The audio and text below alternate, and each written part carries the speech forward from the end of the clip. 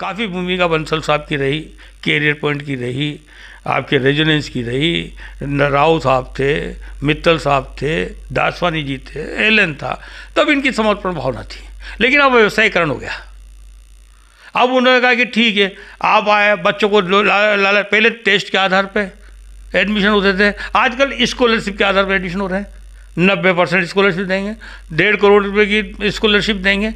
लुभावने सपने हैं कि अगर किसी से दुश्मनी निकालनी, उसका बच्चा बिगाड़ दो, खत्म हो जाएगी, उस माँ बाप की ज़िंदगी खत्म हो जाएगी। आज हमारे सारे ये व्यवसायीकरण करके उन बच्चों का मानसिक विकास, बौद्धिक विकास, शारीरिक विकास सबको रोक के एकदम, आज का बच्चा देखो ना आप क्या स्थिति है, कमर झुकी हुई पड़ी है, चश्मा लगा हुआ पड़ा है, पीला पड़ा है, किसी से आँख मिला के बात नहीं कर सकता, उसके दोस्त नहीं है।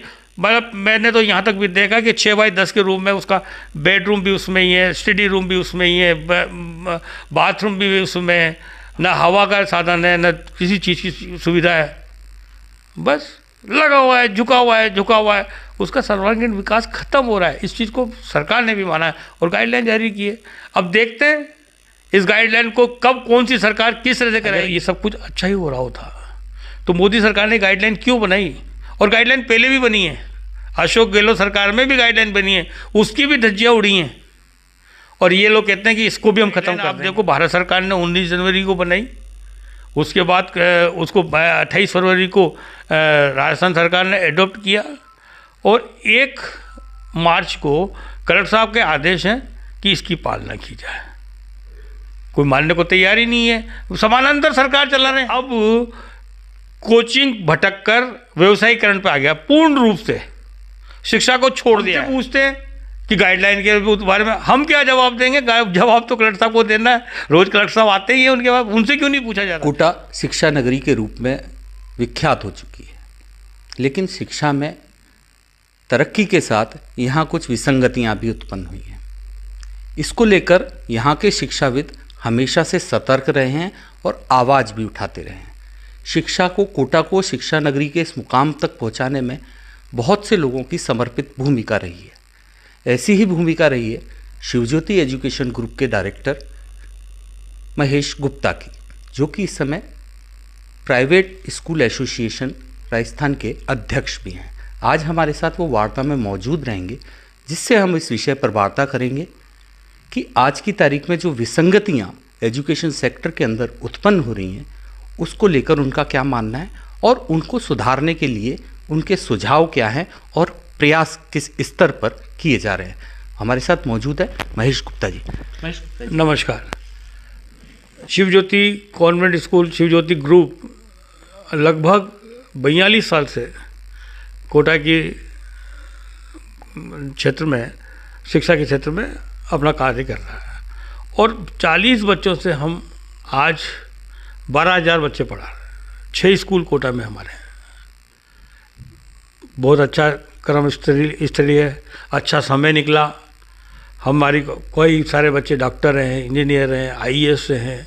कई बार कई जगह जाते हैं किसी, तो लगता है कि हम एक पुनीत कार्य महायज्ञ में, और अच्छा भी लगता है कि जब भी कभी कहीं पहुंचते हैं तो कहते हैं कि साहब आप कोटा से हैं, शिक्षा नगरी है, बड़ा सम्मान मिलता है और अच्छा गर्व भी महसूस होता है। परिवर्तन भी बड़ा देखने को मिला होगा आपको इस दौर के अंदर। कोचिंग पहले स्कूल से, फिर अब कोचिंग का एक हब बनता जा रहा है जिस तरीके से, तो वो कोचिंग की भी एक बहुत अच्छी भूमिका रही, और कोचिंग के कारण भी हम लोगों ने एक शिक्षा नगरी के अंदर जो हमारा नाम हुआ, स्वर्ण अक्षरों में लिखा गया कि साहब कोचिंग नगरी या शिक्षा नगरी अगर कोटा है, तो एक बहुत अच्छा समय निकला है।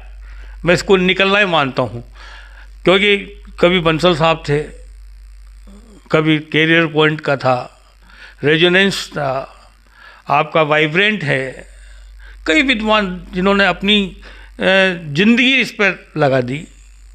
एलन है, दासवानी जी हैं, जिन्होंने अपना जीवन इसको समर्पित कर दिया। न्यूक्लियर था, अच्छे लोगों ने जो इस कर्म भूमि, कोटा को भी गर्व होना चाहिए कि यह है गर्व कि इन्होंने एक मुकाम पाया शिक्षा के पूरे वर्ल्ड में। ऐसा नहीं, हमारे यहाँ के बच्चे पूरे वर्ल्ड में हर कोने कोने पर हैं, जहाँ भी जाएं ऐसा कोई जो कोना खाली नहीं है जहाँ कोटा का बच्चा, पढ़ा हुआ बच्चा मौजूद नहीं हो। लेकिन स्थिति आज की तारीख पे देखा जाए तो काफ़ी बदली हुई नज़र आती है। इंस्टीट्यूशन सेक्टर में भी कई इंस्टीट्यूशन बिल्कुल हाशिए पर चले गए या ख़त्म की कगार पे ही पहुँच गए। हाँ, अब ये क्या होता है, ये दुर्भाग्य है कोटा का। अब इसको बिजनेस के रूप में ले लिया। पहले था समर्पण भावना, आज व्यवसायीकरण। और इस व्यवसायीकरण से स्कूल भी प्रभावित हो रहे हैं। एक डमी एडमिशन का एक पूरा एक जिस तरीके के आरोप स्कूलों पर लगते रहे हैं, क्या एक बड़ा फैक्टर है ये? बहुत बड़ा फैक्टर है ये जो डमी की प्रवृत्ति जो चलाई, मतलब वो कहना व्यवसायीकरण हो गया है। आप मान के चलो कि अब कोचिंग भटक कर व्यवसायीकरण पे आ गया, पूर्ण रूप से शिक्षा को छोड़ दिया है।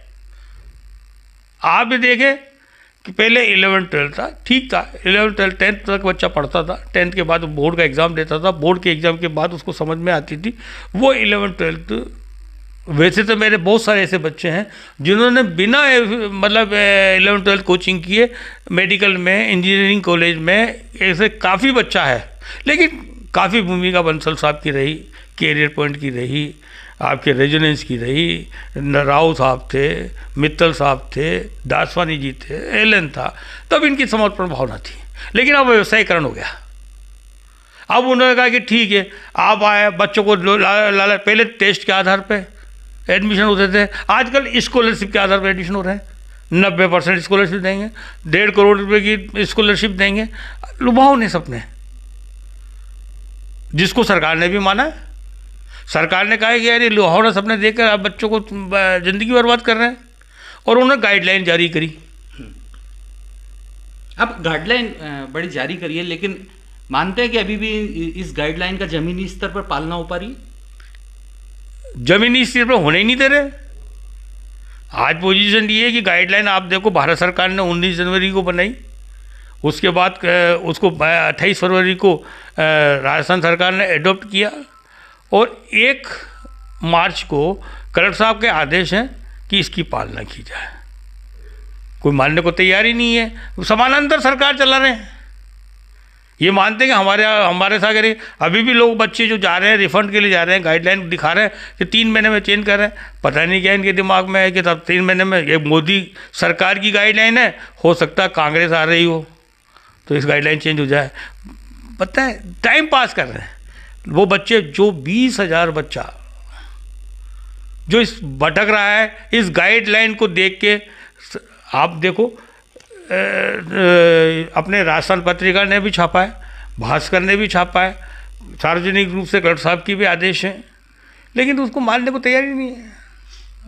हमसे पूछते हैं कि गाइडलाइन के बारे में हम क्या जवाब देंगे? जवाब तो कलेक्टर साहब को देना है। रोज़ कलेक्टर साहब आते ही हैं, उनके बाद उनसे क्यों नहीं पूछा जाता? मुख्यमंत्री जी से पता नहीं क्या इसका क्या इस गाइडलाइन का क्या होगा। हर में पूर्ण रूप से व्यवसायीकरण है। सरकार की जो गाइडलाइन आई है, आप बचपन बहुत 42 साल हो गए आपको एजुकेशन सेक्टर में जुड़े हुए, आपको क्या लगता है सरकार की जो गाइडलाइन है वो बच्चे के सर्वांगीण विकास की दिशा में सही है? वो 100%। अगर सरकार बच्चे के विषय में, सरकार तो बहुत मतलब इस विषय में बहुत जागरूक है।